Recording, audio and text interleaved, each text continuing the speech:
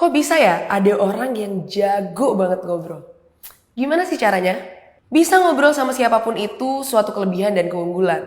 Tapi kadang keunggulan ini bisa juga jadi masalah.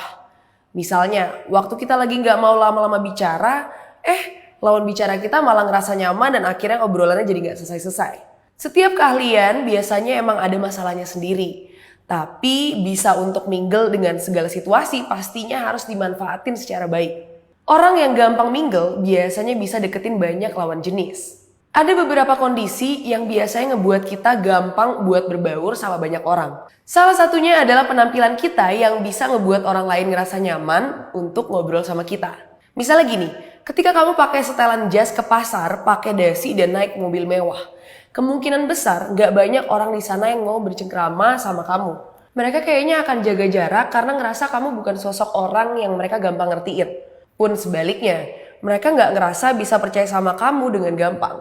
Kondisi kedua adalah pengalaman berinteraksi sama banyak orang dari segala lapisan.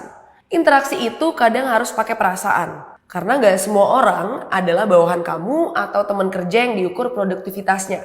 Di kantor sama teman kerja mungkin kamu bisa minta ini itu terus semuanya bisa selesai ketika semuanya paham. Banyak orang yang ngerasa nyaman dengan orang lain ketika dalam obrolan lawan bicaranya bisa ngertiin cara berpikir dan perasaannya. Gimana pun juga, kebanyakan orang dapetin kemampuan memahami perasaan dan pemikiran orang karena pengalaman dan proses belajar. Gak ada satu handbook yang ngebuat orang mendadak paham gimana memahami pikiran dan perasaan orang.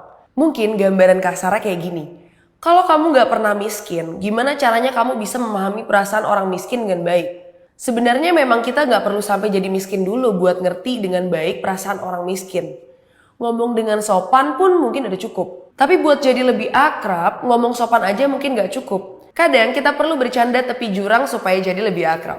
Nah, gimana soal PDKT antara cowok dan cewek? Apakah ada trik buat bisa akrab sama semua lawan jenis? Ya, mungkin sedikit nasihatnya adalah bikin penampilan kamu ngebuat lawan jenis kamu nyaman, gak berlebihan, dan untuk awalnya cari topik ngobrol yang aman-aman aja, sampai dia percaya sama kamu.